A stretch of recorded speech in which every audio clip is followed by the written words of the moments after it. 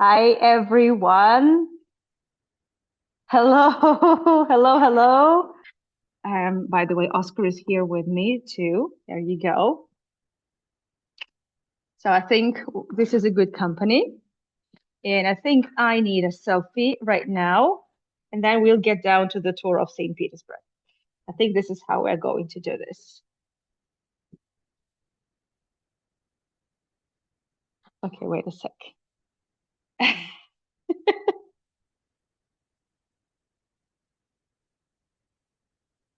Okay, so instead of two buildings, I'm actually going to be talking about the three buildings. So Kirochnaya Street, as it says in the tour description, so Kirochnaya Street actually comes from the German word Kirche, which is church. So the Kirochnaya Street is named so because, well, actually starting from the 18th century, there has been standing the Lutheran Church or Kirche, Saint Anne's Church or Annenkirche in German, and that's how we call it in St. Petersburg, Annenkirche. You know, St. Petersburg was always an international city from the very beginning, and we had a lot of Europeans, Germans, Dutch, who came together with Peter the Great, building ships, building city, setting up a lot of industries, obviously, well, to the scale that was possible in the 1700s. But in the 1900s and even even in the 1800s and in the 1900s, it remained being quite international. There were a lot of the descendants of those Europeans that still remained in the city during the Soviet time. Obviously, the situation changed, but by that time, well, St. Petersburg and further on, Petrograd, right, during the First World War, and then Leningrad during the Soviet time, the city had already had its unique cosmopolitan look with the presence of a lot of churches of different denominations. So as you know, I like sharing old photographs with you. I also was able to find the interiors of the church, which closed down during the Soviet times. It also served as a warehouse, as then as a cinema. Yes, during the Soviet times, you know, cinema was the best. It was the favorite kind of entertainment of Stalin. So starting from the Stalin times and basically throughout the Soviet times, I would say up until the end of the Soviet period, it was very common so to have cinemas in former churches and just to build new cinemas. Every neighborhood, every mm, uh, district of the city was supposed to have a certain cinema. That's because cinema was always a good way to brainwash people or just to give them a distraction from their reality. Yeah. And during the Soviet times, the Annenkirche served as a Spartak cinema. Spartak, just like that. So obviously there was not really much left of the interiors. Well, something preserved. Oh, obviously the galleries, the two floors, the column. So the box itself, the building itself survived with not so much of the decoration, obviously. But during the 90s, in the 90s there was by the way, this is the entrance to the Spartak cinema. You can see it a little bit. So it's actually written Artak here, Spartak. Spartak. It's written here in Russian. Yes, and during the reckless 90s, there was a nightclub. Yes, in the church, there was a nightclub. And you may remember this church from my tour around the Christmas for Hago. I took you to this church because it's a unique location. It's now a church again. It's a Lutheran church, and everything is back to normal. But after the fire, the church actually was never restored. And it is used both as a church, as the educational center, as a cultural center, And every season, there are all sorts of exhibitions held there on religious topics and not religious topics. A lot of markets, well, Christmas markets, obviously, different concerts because the church still has amazing acoustics. That's what's left of the whole. The church was given the new ceiling, however, because it was destroyed by the fire. Other than that, it's the walls covered in soot. All well, that's what's left of the fire. Obviously, there was some cleaning done, and they tried at least to kind of clean it in the best possible way. But no, there is no restoration. It hasn't been done yet. And technically speaking, actually, I don't know. To be honest, it looks so vibrant the way it looks. I mean, on the one hand, it is horrible. On the other hand, that's what makes this building even more special because if the restoration takes place, the church is going to lose its vibe. I think so. I'm pretty much convinced that that's what's going to happen. But it's amazing that the community that runs the church, they are very open to collaboration. They encourage tours. They don't do any proselytizing of any sorts, obviously. So it's just a lovely place to be. It doesn't feel like a church, but you feel like it's a place that welcomes you. And we had absolutely amazing tour back in the Hago times. It was all themed around Christmas, obviously. There also was a charity event that we participated in a way. And in one room, there were angels, and that was so touching. It was so beautiful that I think I even cried on that tour. So the street that we are going to be exploring with you. So this video was filmed by Oleg last summer. That's why it looks different from what it looked back in the Hago times in winter 2021, 2022. So the street that we are going to walk today, well, we're not going to walk in the entire street. I just wanted to share with you a couple of stories because one building is connected with another building. I'm taking you on the tour in 30 minutes from now. And another building, that's just an interesting story. I would say that is a very good testament to the, I would say, really difficult times, turbulent times, well, in the 20th century. Yeah, so Kirochnaya, the name of the street, it was named just after the church. The first house we're going to see in this street belonged to Anani Radkov Rozhnov. Anani is the old Russian name. Radkov Rozhnov, you may remember it from one of my previous tours because we have already seen some of the houses that belong to this family. Radkov Rozhnov family, everyone in St. Petersburg and Moscow knew them because they were some of the richest families and only in St. Petersburg. Just have a look at this massive, absolutely gigantic house. They owned 30 plus residential homes. I mean, the tenant houses, right? Profit houses. And this one that we're looking at was at the time it was constructed, we are talking 1911. It was the most expensive house in terms of the cost of the construction and in terms of the rent per square meter. Let's put it like this. Obviously, the prices, how the prices were formed, that was difficult to say because the price of the apartment of the rent depended on whether your windows overlook the main street or they, let's say, overlook the first yard in the yard or cour d'honneur or the second court or the back of the building. Obviously, it also depended on how dependent on the let's say the floors.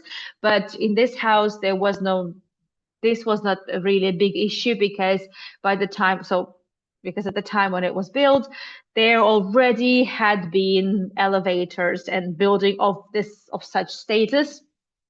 obviously had to have an elevator. Why so? Because it was built by Pavel Suzor. He was an aristocrat, by the way, from Germans, and but he was born and bred in Saint Petersburg.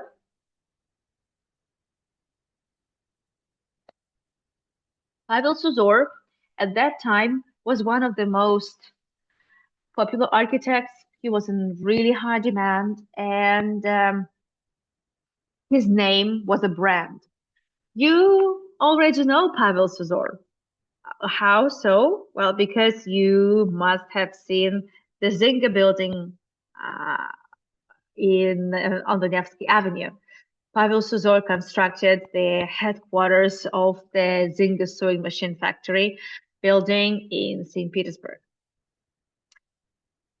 And technically speaking, well, his colleagues, obviously many of them were just simply jealous, but they kept saying that after the Zinga building, Pavel Suzor, well, he was paid so well by the Americans that he really didn't have to work a single day in his life.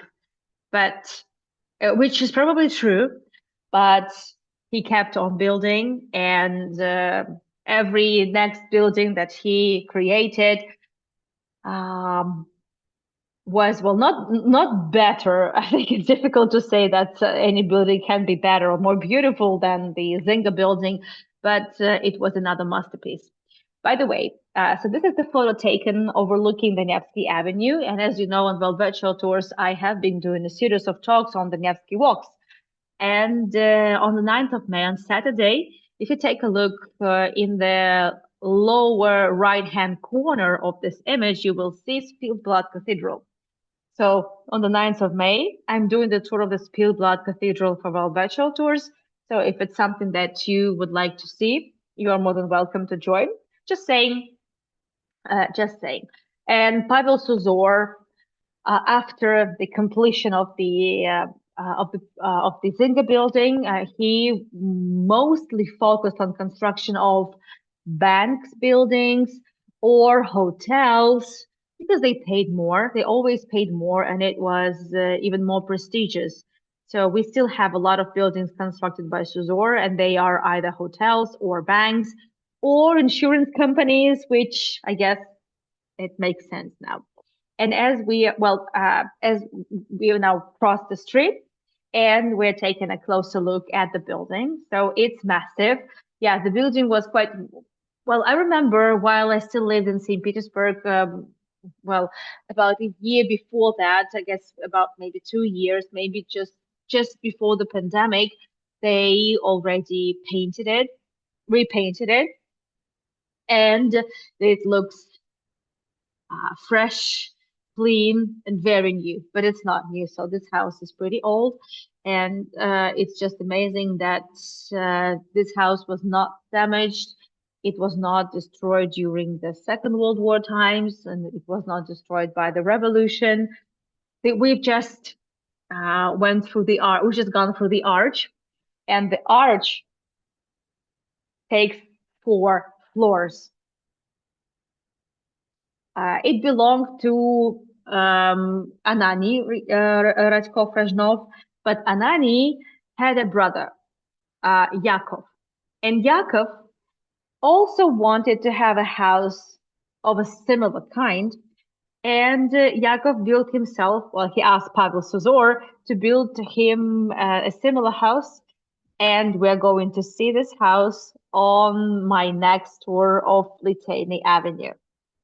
So it's kind of a bridge between the two houses. The houses look very similar. They are not identical, but they're very similar. Both of them have these massive arches that take 4 floors, and they're both really, really big scale construction. But still, there's also a lot of difference between the two buildings.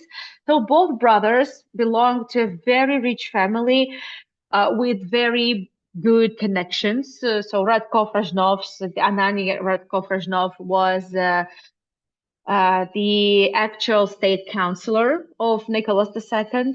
and his brother Jakob, the one who had this yellow building, which we're going to see in about roughly 1 hour from now. Well, yeah, 70 minutes from now. He served in the Ministry of Foreign Affairs. And yes, that was not an issue. That the people who served, you know, in the city and in the imperial counselor or a ministry, they could also have business. They could also have a little side gig from owning 30 tenant houses and making huge profits from it. That was not an issue at all.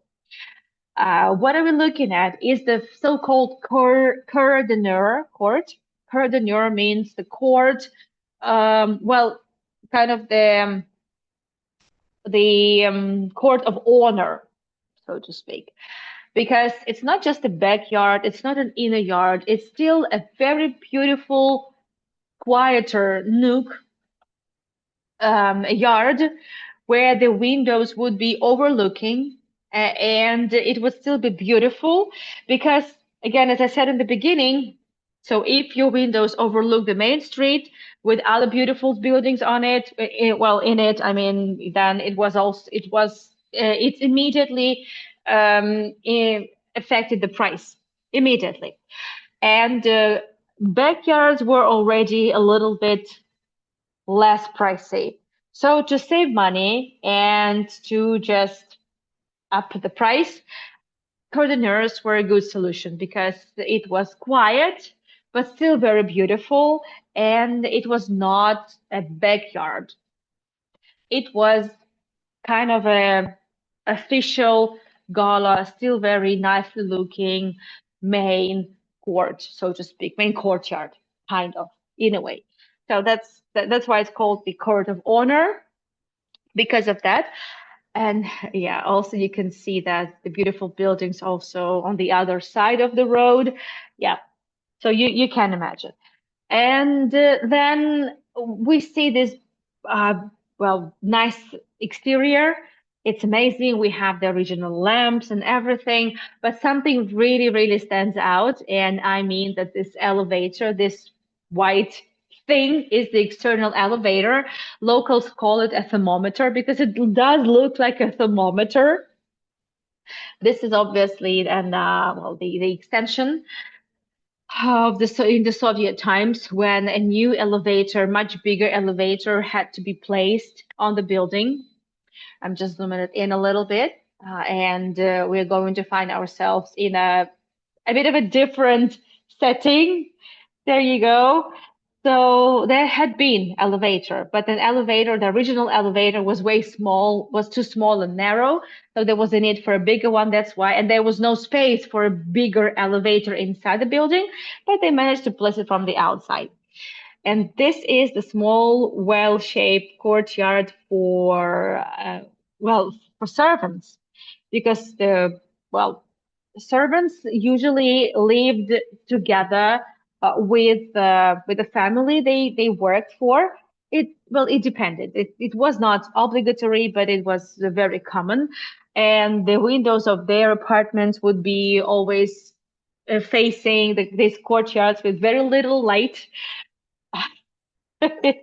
It's yeah, it's not. It doesn't look really nice and cozy and welcoming because it's not, but this is part of the reality. And then the courtyard, the first courtyard, well, it's nothing special really. The yellow color, which is I would say the regular, the usual color the buildings would be painted in. It's quiet here, true.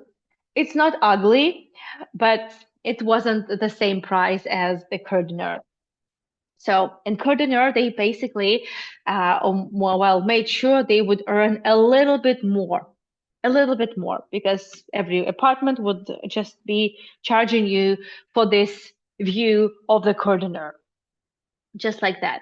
So many people say that, well, this house, well, just thanks to this thermometer elevator, this house looks ugly.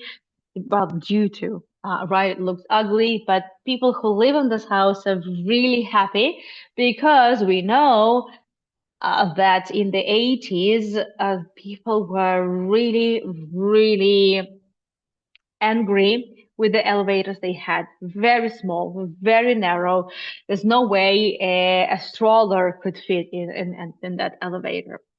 So people just had to, and I know many stories like that, that people just had to keep the strollers as a, well, I realized the importance of elevators and everything when I had Grisha, and I had to, well, I lived in the house of just 5 floors. We didn't have an elevator. That was a big issue. It was a very big issue. And many people in the Soviet times, and even now, there are still a lot of historic buildings in Saint Petersburg where they still don't have elevator. Not because there is no funds for the elevator. No, there are funds for elevators, but there is no place for the elevator to be built, even from the outside. It's not always possible. People have to keep the strollers somewhere in the lobby. Yeah, and I think it's simply because the exterior of the building is so amazing and mind-blowing and expensive. They didn't splash out on the interiors of the lobby. They just had the metlach tile, which is absolutely, uh, I would say, eternal. So the metlach tiles are eternal; they are forever because the colors, the pigment would be there, would be soaked up, well, through the all the layers of the tile. So the color never comes off. Uh, it never just wipes. It never washes off. It just stays there. So and this is the same tiles. They are always very strong, and it's nice to be able to walk on these tiles. Well, Oleg was in this building. I have never been to this building myself. In many cases, I used to try, to make friends with people, to connect with families. And also I had a lot of arrangements in a lot of buildings in St. Petersburg for 2022 to take I mean, Go at that time, inside some of those buildings because there are a lot of stories and it's just amazing to have this gigantic, um, I would say monstrous, even the monstrous building. Well, it didn't really work out, but Alec was able to get inside and film it for us. Obviously, Radkov Rajnovs lost everything after the revolution. They had to immigrate, and they remained, let's say, well, not exactly remained. If you remember my tours of the immigration called Russian Exodus, and there is a reason why I'm getting back to those tours.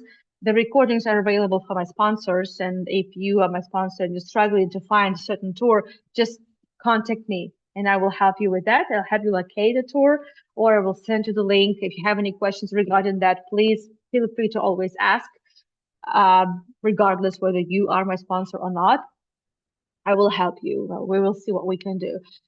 And I did this very long series of tours on the Russian immigration after the revolution, so Russian exodus.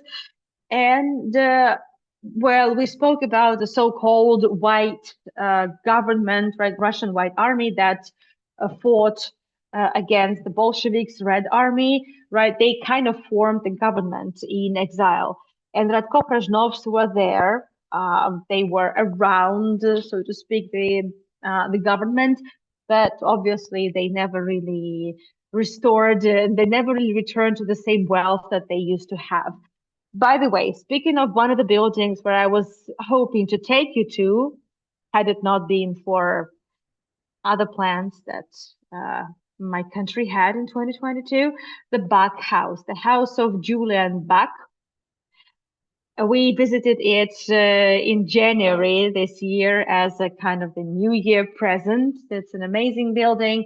Where again, it's huge, recently restored. So Kirochnaya Street is one of the, I would say, well, not the brands of St. Petersburg, but this is a street with really diverse architecture and a lot of architectural um, experiments were held there. So a lot of buildings with very bold, let's say, layouts, bold architecture, bold design were constructed there. Well, for example, the Julian Bach house had this very interesting system of connecting uh, of a floor connection between the between the wings of the building, and it's unique. It's unique, absolutely unique. We don't have a second house like that. So technically speaking, there is a kind of a continuation of a lobby that just hangs in the air. Originally, well, now I'm standing exactly in this hanging gallery, and it was absolutely ingenious. They used the rails for the railroad as the support and as the base for these hanging galleries. But it's kind of a continuation of a lobby, exactly like that. So it's just a nice memory of the visit because, well, together with you, and I asked Oleg several years ago, and Misha, who was in St. Petersburg last summer, I asked him to go and film it for us because I knew I wanted to take you there no matter what. And there is a historic apartment with some interiors that have survived all the turmoils of the 20th century. Tumultuous times, crazy, absolutely crazy. And yeah, so we enjoyed a little bit of the vibe of the historic apartment with a lot of artifacts from the times and also stories of the people who lived there. But the real story that I wanted to share with you is the story of the house just next door. So the building just next door to the Juliet Bach house. This one. This building is still waiting for its restoration. And first it's going to be the neighbor, and then probably they will get to this house at some point. They should. And so this house belonged to Alexei Meshersky. I'm not really sure whether you've ever heard this name. I don't think I've ever really mentioned it on my tours. I might have mentioned it on the Russian Exodus series of talks on Russian immigration, but that was probably it. So Alexei Meshersky, coming from the Urals, well, Ural region, he started off as just a worker at a factory. Well, not just a worker, but well, originally he just studied. He was the kind of an assistant in one of the well foundry workshops, and then he became an engineer, and then he was promoted to the position of an engineer in one of the leading iron works in the center of the country. And well, yeah, so Urals was the center of industry anyway, and it still is, the town of Yekaterinburg and many others. But it started way back, from the 1700s even. And Meshersky, so eventually, with all his experience and education, he was invited to St. Petersburg and then even to Moscow. He was one of the most professional engineers, and whenever there was, I would say, um, ministers of different ministries asked him for help, asked for his advice on basically on a regular basis. Whenever it was just a question of whether this type of industry would work, whether this type of metal would work for the certain kind of processes. So because ministers didn't know anything, and he was that well versed in industry, not only in metallurgy industry, but also many others. So he was the engineer, very talented man. And Alexei Meshersky had the impeccable reputation as an industrialist. Eventually, he became the head of the very, very big plant, and also was in charge of several big projects that were launched across the country. So he had enough funds, and he built himself several buildings, well, several houses. And this is the house where he lived together with his family. He had a daughter, Nina Misherska, and one day he just said to his wife and children that he met, he had met another woman, uh, and he just said he would leave the family, and he left the family. He just abandoned the family, left them in St. Petersburg. He went to Moscow and settled there in a very prestigious neighborhood, by the way. And that was it. He just started his new life with a new wife, kind of completely having left behind his previous family. It's just like this. And obviously that was a big scandal, but he really honestly couldn't care less. And starting from the departure of the father from Moscow, which was in 1914, well, life was never the same for Nina, never the same. And it was one um, loss and failure after another. And eventually, Nina had to flee. In 1919, she managed to escape from the country. She had to cross the Gulf of Finland on ice during the winter, just uh, fighting for her life because she was. So basically, what was happening that Mishersky was arrested um, in 1921. Before that he was in very good relations with Lenin, and Lenin, just like all the other ministers, asked his advice on multiple projects. And when Lenin launched this electrification project, that basically boiled down to bringing electricity to every corner of the Soviet Union, which was a very big, ambitious plan. It was absolutely essential thing to do, obviously, because 90% of the country was still underdeveloped and didn't have any facilities at all. So Lenin asked his advice, well, the Mishersky advice on electrification, but then at some point he lost any interest. And then Mishersky was arrested, and then his family was also arrested and questioned, were called up to KGB to answer some questions. And the family tried to release the father. Well, eventually they managed to do it, and they managed to escape themselves, but they would never reunite as a family. So Nina eventually wrote the book of memoirs called the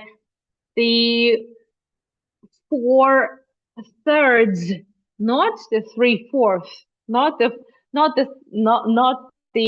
three quarters, but the four thirds of my life, the memories of my life. This is kind of the translation of the book. And on the book cover, there is this house. That's the house where he lived in Moscow, Mishersky, with a new family. So Nina, after she escaped to France in 1919, that, by the way, that was her visa, that was her kind of ID in France. She got married. And she had this kind of the maid. She saved her kind of she kept her maiden name, but she also took the name of her husband. So she was Nina Misherska Krivosheina. Her child was born in the 30s. They spent the entire, they stayed in France during the entire war, and they were really happily married. But after the war, the Soviet Union, if you remember my tours on the revolution, on the immigration, the Soviet Union ran a very aggressive propaganda campaign where it was a really successful promotion campaign on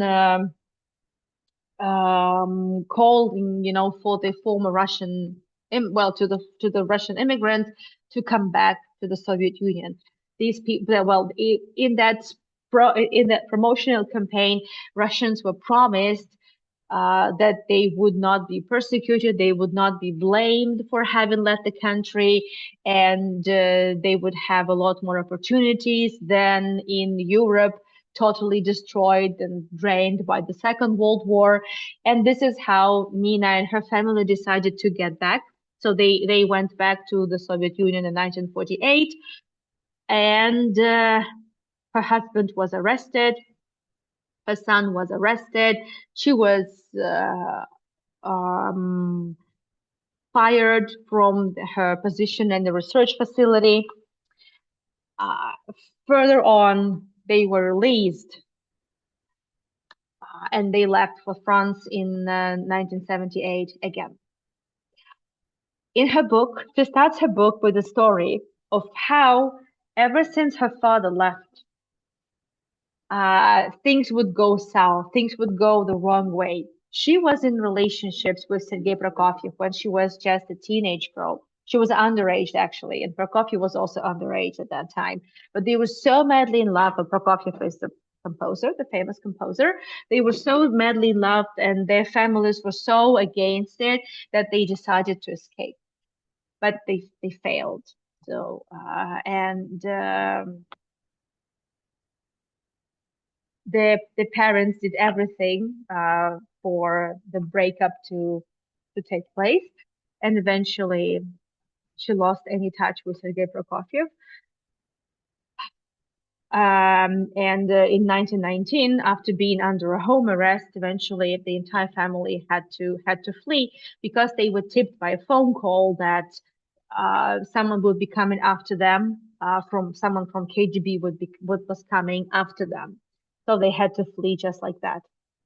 She shares all the stories of how she actually walked on ice for several hours, and a lot of detail, and then how from the Gulf, from the shores of Finland, she would try to make herself warm and find a place to stay for the night. And well, this just when you read this, it's it's just unbelievable that things like that happened in not really very distant past. It happened just a little bit over a century ago. It wasn't really a long time ago. It was not. So this is the inner yard of the courtyard of the building of the Mishelsky house. The Mishelsky house, it was built also by another prominent architect, German of German descent, William Schaub, or Vasily Schaub, as he was called in the Russian way. But he studied in the Imperial Academy of Fine Arts. He was in a professor. He gave lectures on architecture and everything.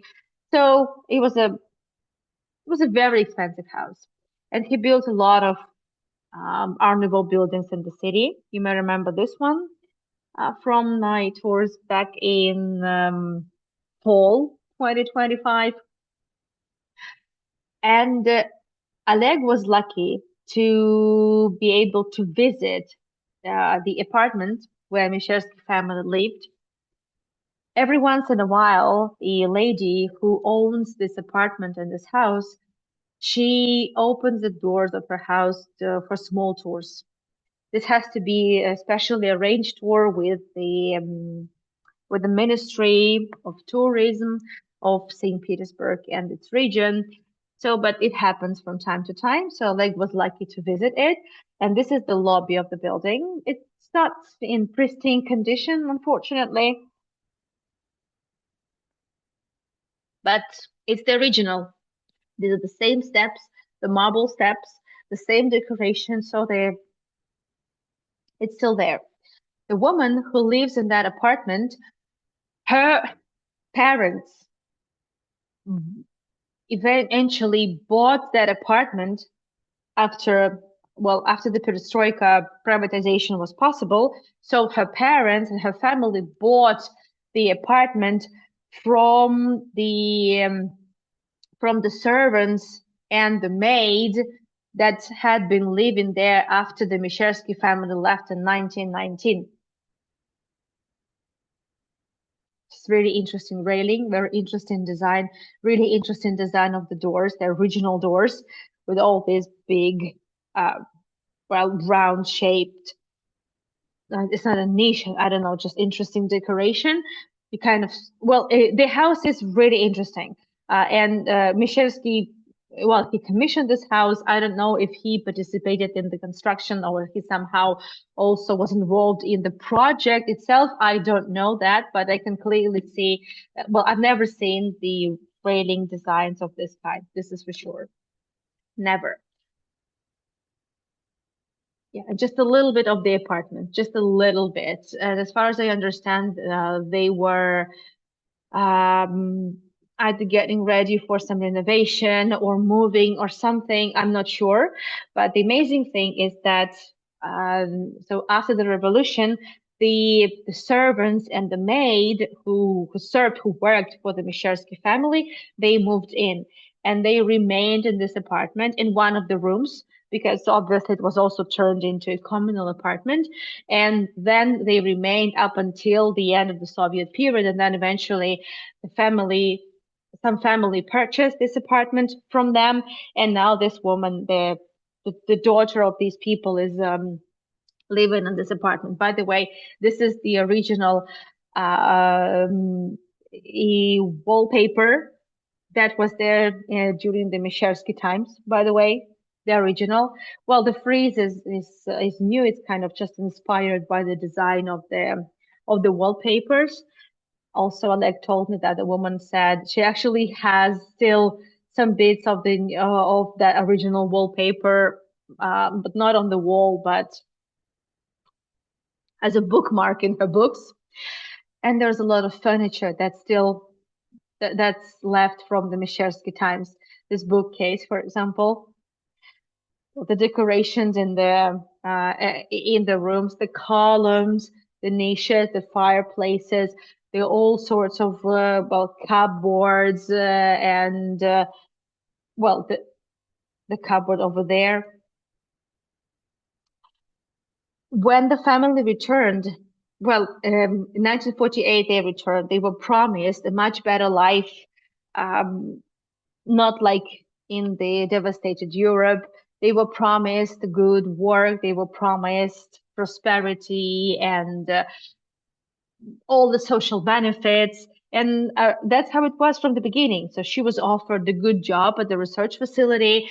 Her son, well, this is him in the 30s. So he was a teenager when he came to, well, he was, I think he was in high school when he came to Moscow. And eventually he was even able to, well, he was accepted to a linguistic department in Moscow. So he didn't stay with the family in Saint Petersburg. He eventually left for Moscow, but then gradually, because Stalin obviously was losing it, and you know how well how harsh it was in the last years of his office. Eventually, the husband, the Krivoshay, the husband of Nina, was arrested and he was he was sent to Gulag just like Alexander Solzhenitsyn. They were in prison together, and after everyone was released and Solzhenitsyn was also released, he left the country together with the Krivosheins, and they remained friends with Krivosheins.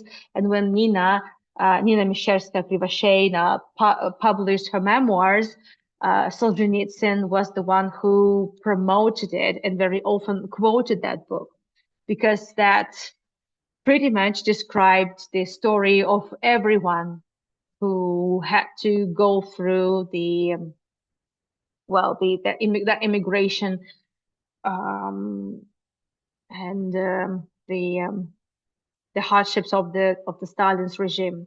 Well, Solzhenitsyn, I don't think I need to remind you of him, but yeah, so Alexander Solzhenitsyn, the famous, well, dissident, the the fighter for the advocate for human rights, the famous author of the well, Gulag Archipelago, the account of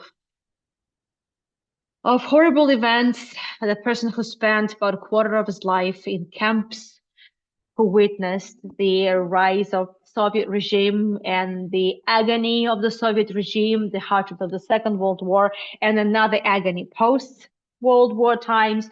That's yeah. So that's all about Solzhenitsyn.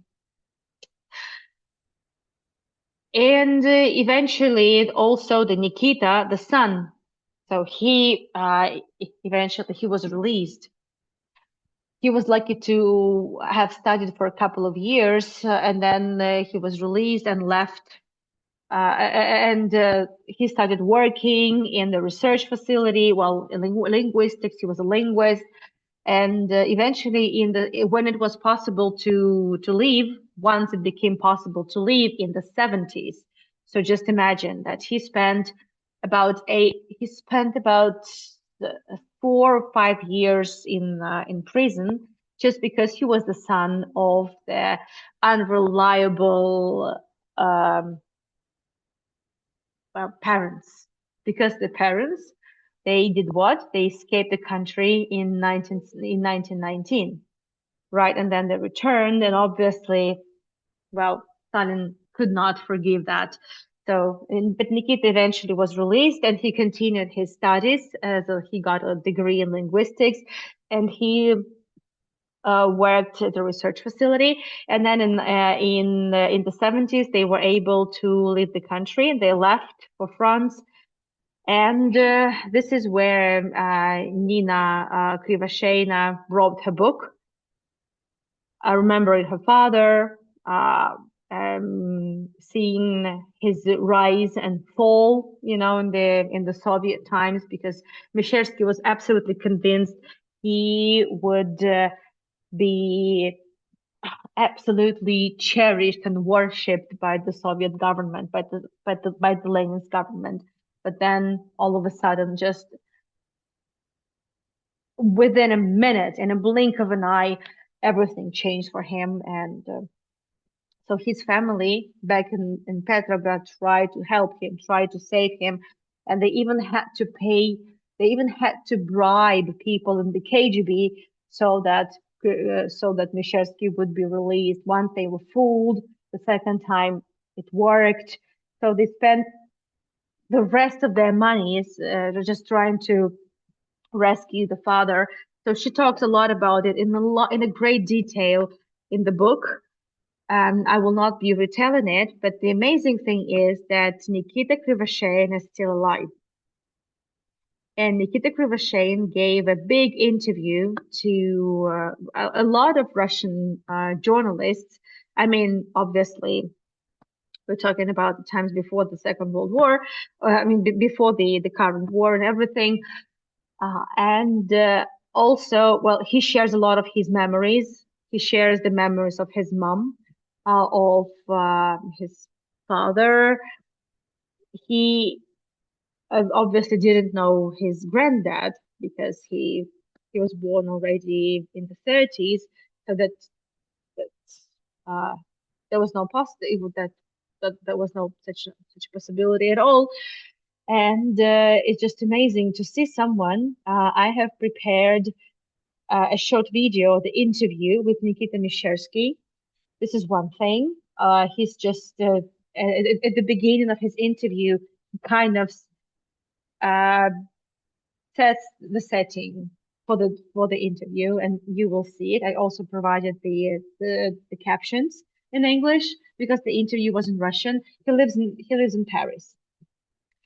And Nina Mishelsky's memoirs inspired the French film director for a film, East West, with Catherine Deneuve, a couple of Russian actors, and European actors. I'm sure you know Catherine Deneuve. And I also provided the trailer of this film, East West. And this film was based on this book of Nina Krivosheina Mishelsky, this lady. So let's see the interview and then see the trailer. So if you're interested in the story of Nina Mishelsky, if you're interested in the story of so many Russian immigrants, it's highly recommended to watch the film. And her book can be easily found online, even in English and maybe in French. I think it was written originally in Russian. As far as I understand, I only read it in Russian, but you can find it in French, and you should be able to find it in English easily. So let's watch the interview.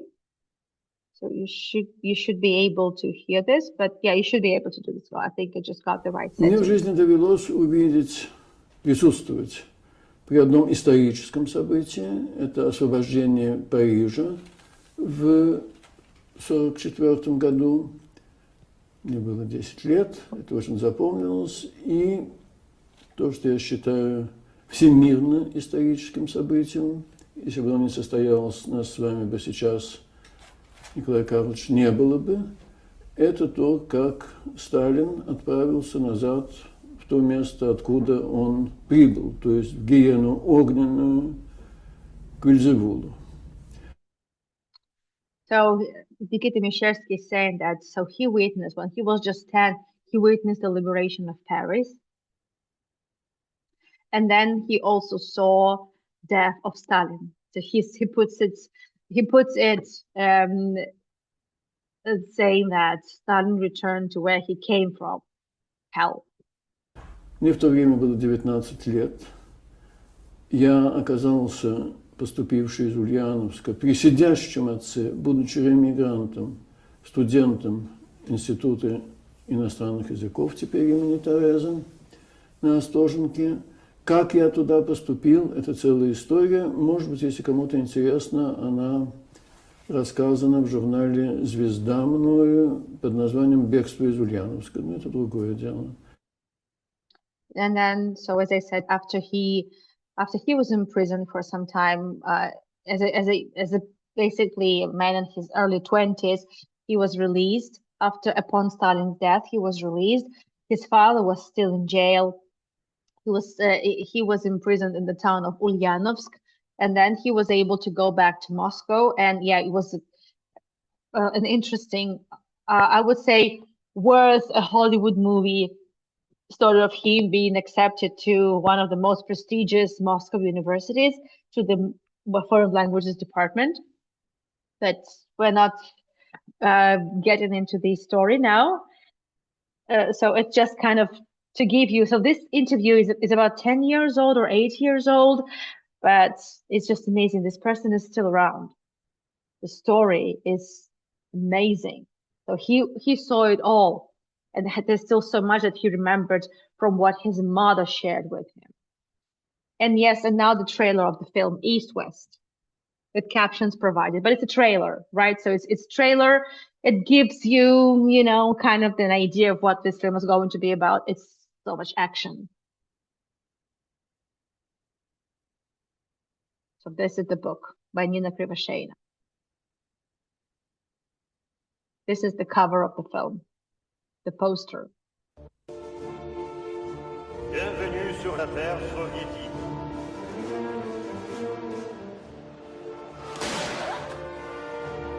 Je suis venue avec mon mari, je suis citoyenne française. La femme est une espionne. Plaisantez. 90% des immigrés sont des espions. On va repartir. Ils peuvent pas nous garder de force. C'est vous que je viens voir, c'est urgent. Pardonnez-moi, madame, mais c'est la seule occasion que j'ai de parler à un diplomate français. J'ai tout noté dans cette lettre. C'est ma demande officielle. Donnez-moi cette lettre. Je la rapporterai moi-même en France. Tu te rends compte des risques que tu prends? Je prendrai tous les risques qu'il faudra pour partir d'ici. Pourquoi tu tiens tant à aider cette femme? Parce que j'ai juré de le faire. Tu m'as trahi. Moi aussi, je veux partir. Je veux vous aider. Si jamais tu réussis à aller à Vienne, tu iras au consulat français. Ils te protégeront et t'enverront en France. Je n'y suis pas encore. Il faut d'abord gagner les sélections.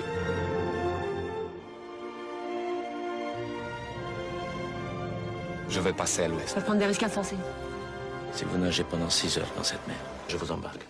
Mais je n'attendrai pas. Sandrine Bonner, Catherine Deneuve, Oleg Manchikov, par le réalisateur d'Indochine, Est-Ouest, le nouveau film de Régis Varnier. Yeah, So just for you to have an idea what kind of stories Nina Kripashena shared in her book. Okay, so let's have a Q&A. And so you see that's just, I have been meaning to share this story with you for so long. And I could have even put it on the tour of the Russian immigration, but I kind of wanted to keep it a little separately because I wanted to take it to that house. And I kind of knew that Oleg could potentially visit the apartment because I knew it was kind of possible a couple of times a year. So I waited for everything to work out and it worked out. Yeah, let me know if you have any questions. And in the meantime, I'm going to share with you some links. So in 30 minutes from now, I'm taking you on the tour of Litany Avenue, right? It's that area of St. Petersburg. Well, I kind of have taken you there, but I have not taken you there. Well, you'll get the dots connected. I just need to take you there, and it's going to be the first episode, but there will be a couple more walks because the avenue is long, and there are a lot of there are a lot of gorgeous buildings to talk about and a lot of interesting stories to share. In the meantime, I'm sharing the links. So the Litany Avenue link is already there, as well as the birthday bash live stream recording is on my YouTube. Then tonight is going to be at the usual hour, the tour of the Holy Land, this time at the American German colony in Tel Aviv. We're visiting the museum. And tomorrow, if the weather is okay, if there are no thunderstorms, because it's been raining the entire day here today, Oscar and I are going to take you to the Botanical Garden of Tbilisi, and we'll see what's in bloom. We'll see. We'll see how it goes. But I want it to be a relaxed walk with me and the bear, which sounds promising. Oh, Celia, you remember that tour. Thank you so much. Oh, Cindy, this is very sweet. So Cindy's saying I'm an excellent storyteller. This is very sweet of you. I need to take a picture of that. This is very sweet. Oh, thank you. I need to take a picture of my setting. Well, many of you know that actually I started the tour with a beautiful bouquet of lilacs because today Misha had his birthday celebration. We had a couple of guests, and they gave this huge bunch of lilacs. I'm not sure how much. Oh, sorry, my screen is blurred. My background is blurred. Okay, see. So consider it as a promo for tomorrow's walk in the botanical garden, if that's okay. Thank you so much, everyone, for joining me. And isn't it gorgeous? Wow, amazing. And the smell, oof, smells amazing. Yeah, so this subtle scent of lilacs and a little freshness. I don't know. It's really sweet and fresh and everything. So thank you everyone for joining. So the story of Nina Krivashena is absolutely mind-blowing. I think you could see it from the trailer. I don't want to share a lot of spoilers, but I think it's a good enough teaser. And if you want me to help you find it on Amazon or elsewhere, I'll gladly do that. I'll actually have a look as well because I need to know if you can find an English translation, but you should be able to find it easily. Thank you so much for everything. If you enjoyed the tour, you can, you can say thank you by sending a PayPal donation or buying me a coffee. And I can't wait to catch up in another area of St. Petersburg to help you get some dots connected and share some more stories. Thank you for everything. I'll see you soon. Bye-bye.